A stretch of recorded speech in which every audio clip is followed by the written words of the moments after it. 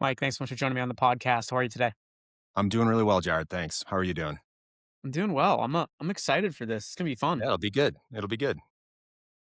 Let's get right into it. I had a lot of fun researching about you and your background and what you're doing at Ridley. I would love to hear a little bit about you first. So, as I'm going through this research, I'm reading that you've climbed Mount Everest twice, you've built schools in Haiti and Kenya.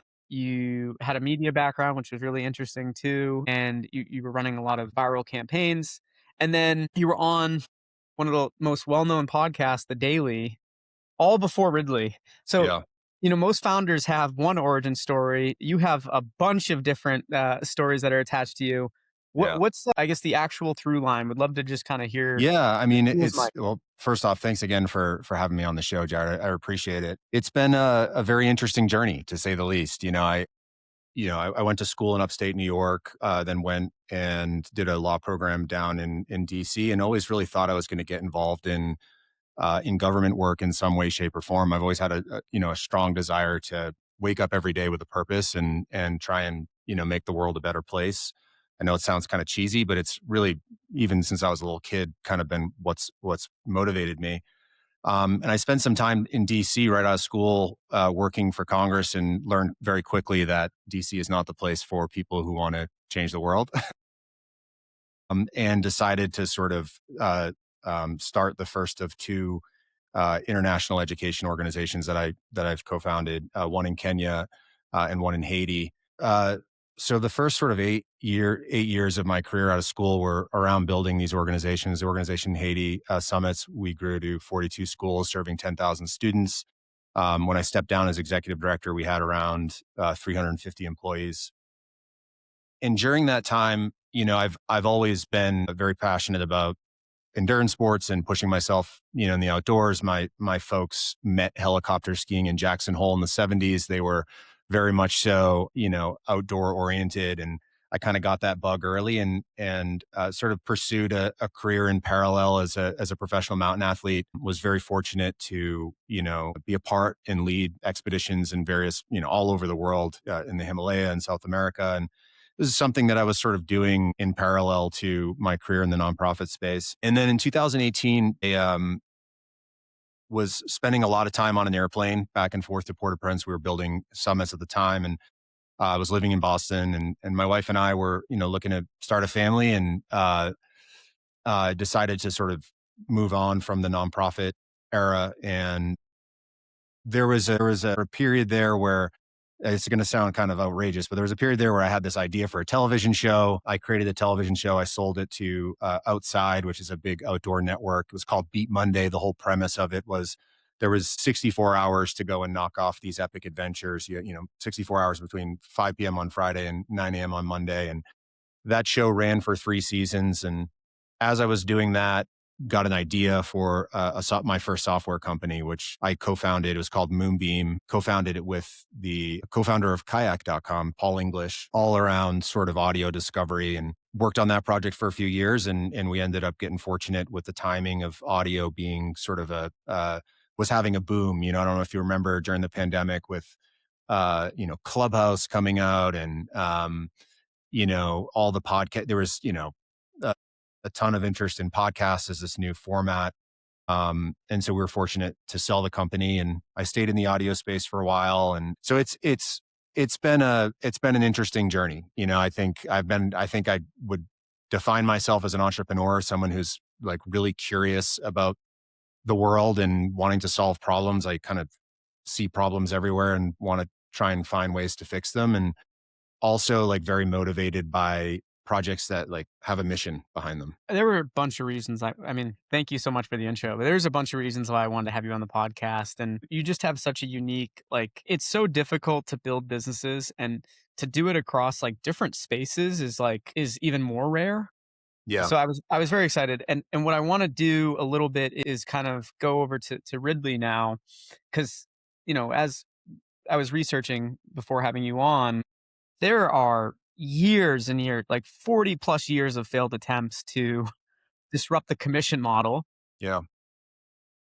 What did all of these failed attempts in the past like get wrong that Ridley gets right? So I think I'll start by saying that I had zero intention of getting into the real estate space, right? Like I think, my journey of getting into the space, I've, bought and sold several homes over the course of my life, and have always felt that in most cases felt that I was sort of overpaying in fees at the closing table. And it wasn't until I tried to sell my home in Boulder last year that I really ran into it. And I think that this story is important because it really is the genesis of why Ridley and why now. But I was looking to sell my house in Boulder and started interviewing agents in town, and I couldn't find an agent who was willing to list it for what I thought was a fair rate. I live on a street where you put a yard sign in the front yard, and more times than not, by 5 p.m., you'll have an offer. And, I was looking at over $140,000 in commissions. And it wasn't that I was unwilling to pay for a service. I just didn't feel in my interviews that with agents that, the price I was being asked to pay was really reflected in the value that I was going to receive. And so, I said to myself, look, I've handled large transactions. I'm a marketer. Like, how hard can this be? And I didn't create the Instagram account or do anything until I tried to get on the MLS in Colorado. And Colorado is what's known as a minimum service state. So in most states like Florida and others, you can pay a small flat fee and get your home listed on the MLS, and you can manage sort of the transaction how you please. Well, Colorado has a law. It's technically a consumer protection law called a minimum service law. And effectively, it means that to get on the MLS, agents are required to perform a minimum set of additional services beyond just distributing you on the MLS. And because of this law, the sort of flat fee or entry only options here in Colorado are incredibly expensive. In fact, like I think it was around $10,000 to get on the MLS and get all these additional services that I actually wasn't really requesting. I didn't really want, right? And so, I found this out the hard way. I actually created my listing on this national MLS entry only platform, only to get a call from the owner the next day saying, I'm sorry, Colorado's a minimum service law. We can do it, but it's going to cost, $8,000 or $10,000. I was like, this is crazy. And so, much to my wife's dismay, was really frustrated at that point, and much to her dismay, decided at 9:30 p.m. in my kitchen with very little thought to create a video that basically stated it was day one of my journey of trying to sell my house in Colorado outside of the system. And really the intention was to sort of take the internet along for this ride of what it's like to sell for sale by owner, and highlight the ways in which, I'd argue that this industry is failing consumers. And woke up the next morning and the video had gone viral. And that sort of kicked off this process of every day sort of sharing the roadblocks that I encountered and the issues that I encountered in trying to sell outside the system. And there were a lot of them, right? It was a kind of a sensational story, and we don't need to get into all the details of my particular sale. But as I was going through the process, I was using all these different platforms, right? I was on ChatGPT, I was on Zillow, I was on government websites to access forms, I was,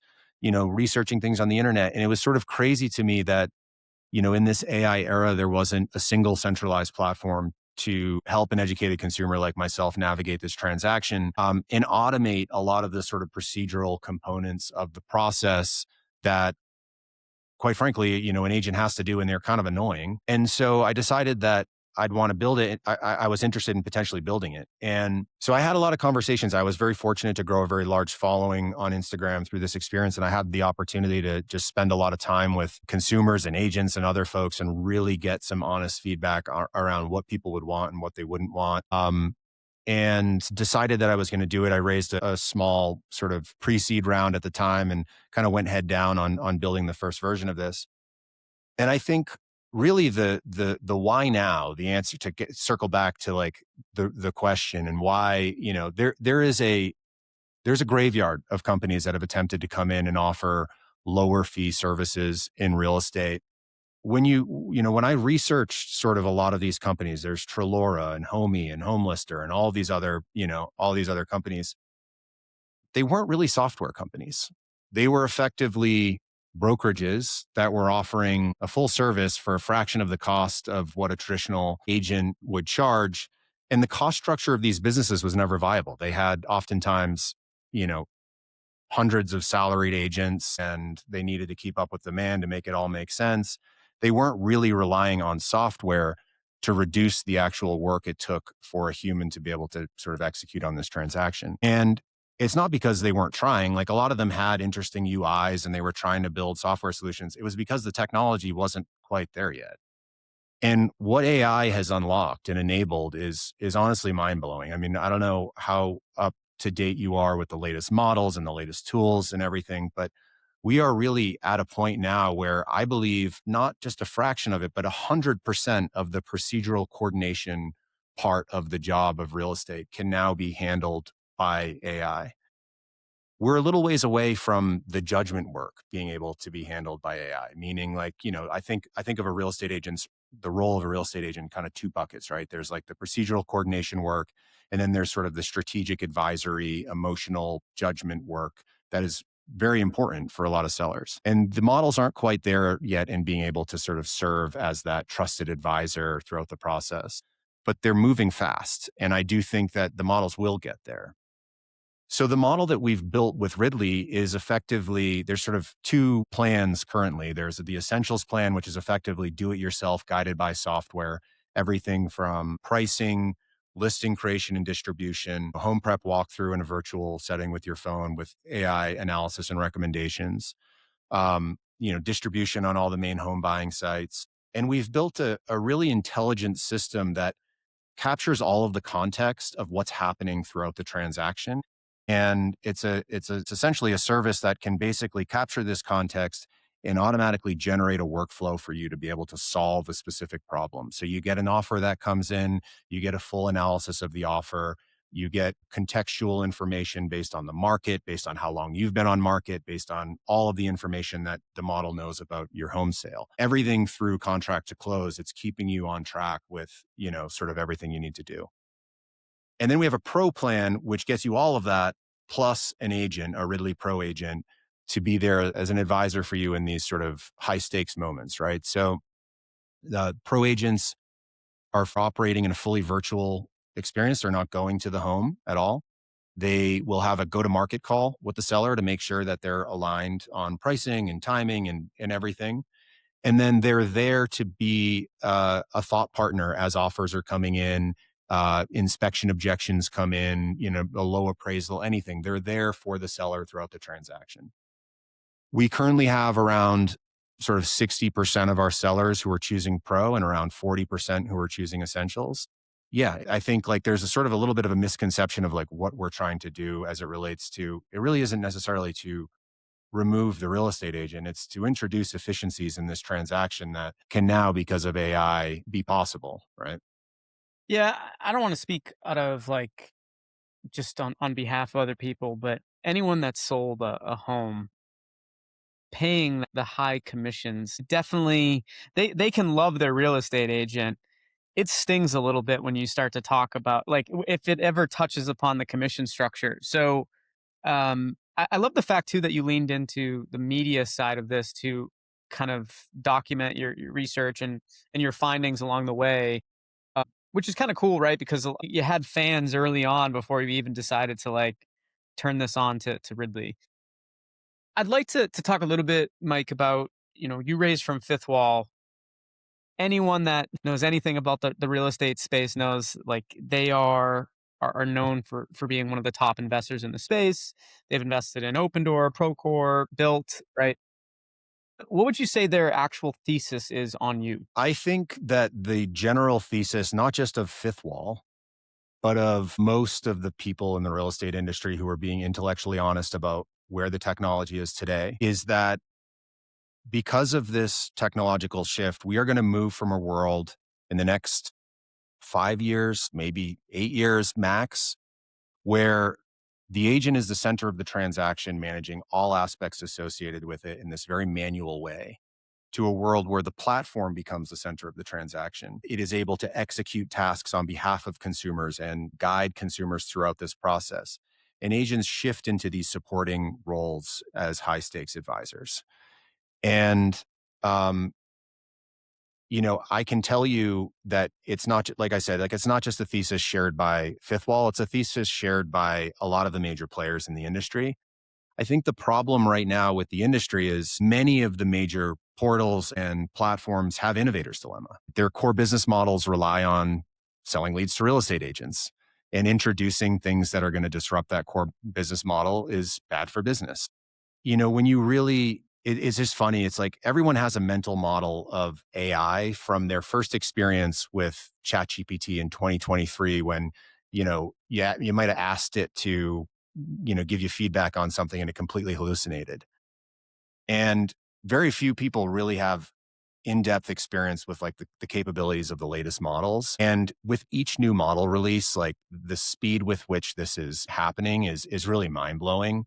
So I think like everyone's recognized that it's not just real estate agents. It's kind of a lot of these sort of um, service-based businesses where coordination is a big part of it, or knowledge workers, things like that. There's a lot of change that's coming, and real estate is not immune to it, even though it has historically been immune to tech disruption in the past. So when you talk about consumer trust, I mean, technology, I think even, you probably adjust your timelines, right? I know I do. Whenever there's a new model that comes out, it's like, whoa, I didn't think that was going to be possible for another 2 years, 3 years. Consumer trust, though, like just because the models keep getting better, that will still remain an issue. So, how difficult is it to solve for that?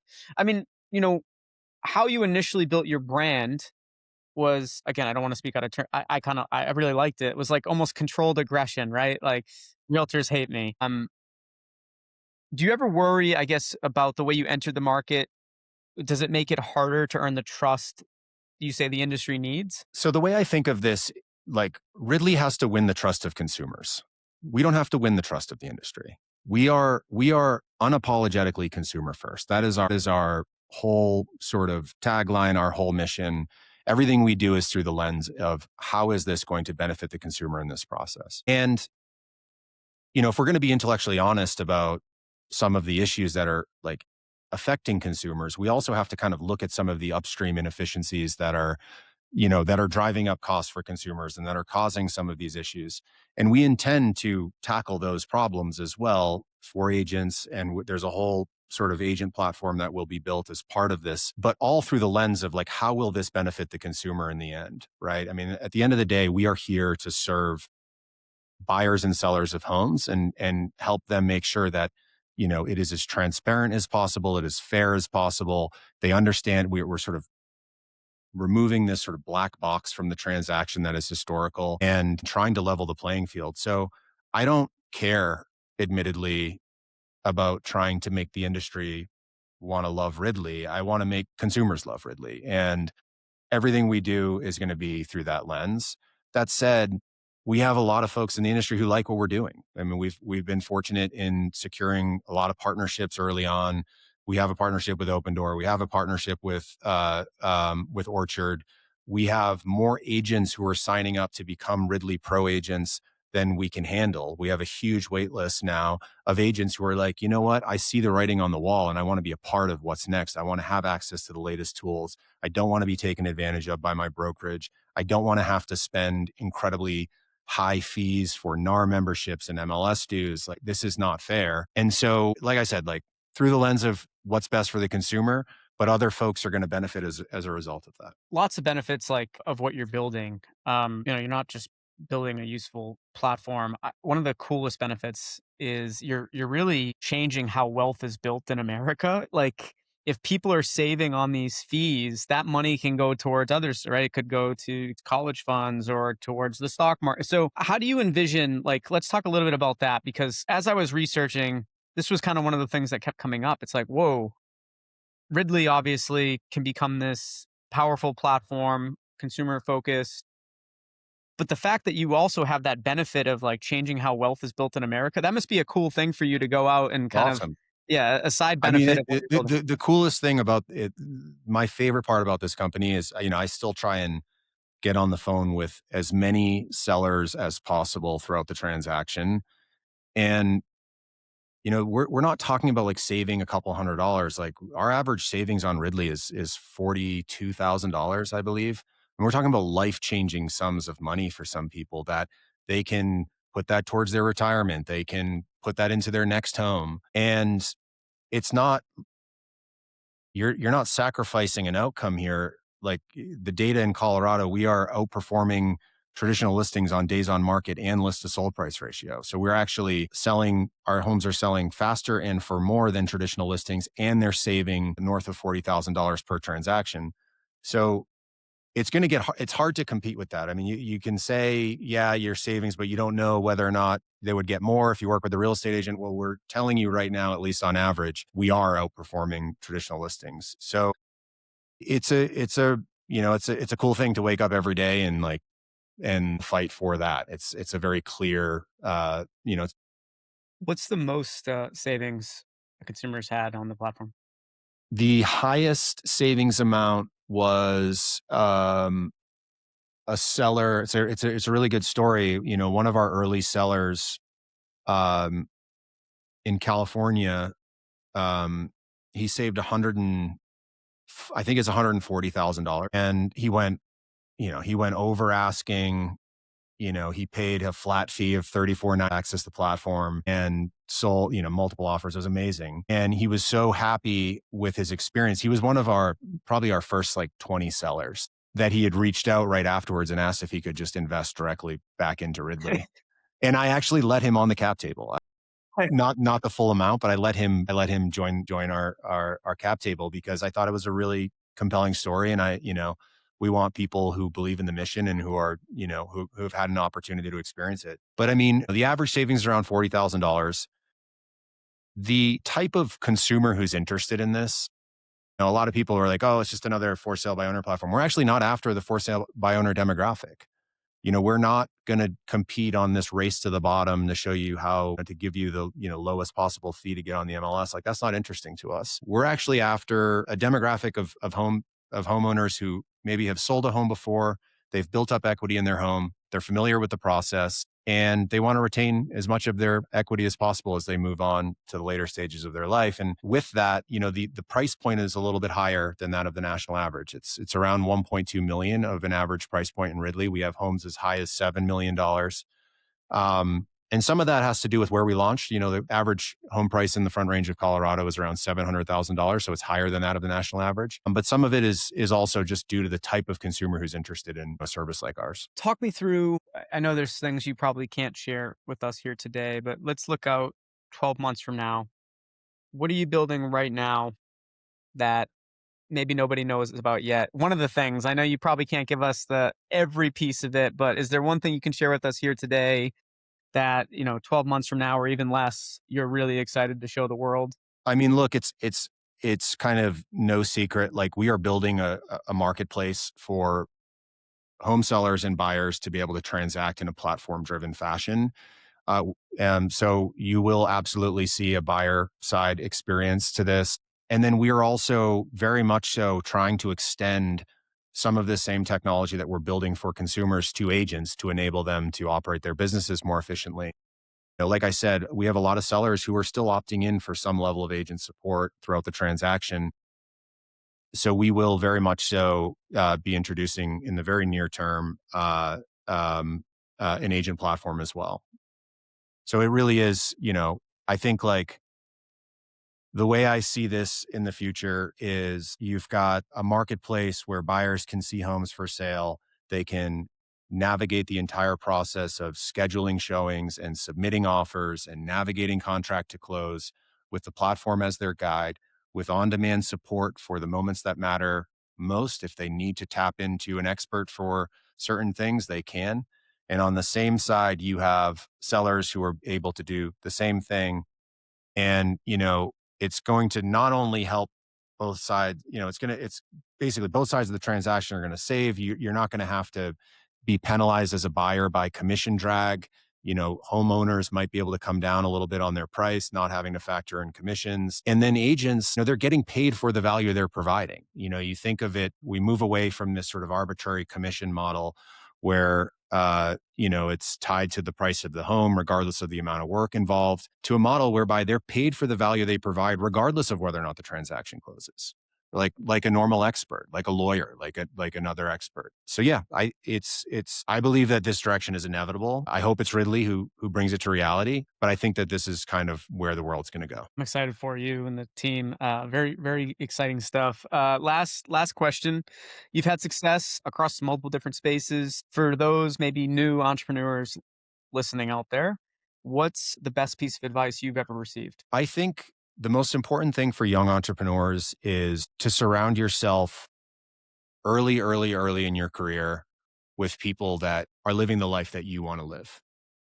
I was very fortunate to find mentors and force myself into rooms that I had no business being in. And, there's a lot of truth to this saying of like, you're the product of the five people you spend the most time with. And just by being in the presence of people who are pushing themselves and who are living their life a certain way, like you automatically grow. It's really probably the most important piece of advice that I received really young.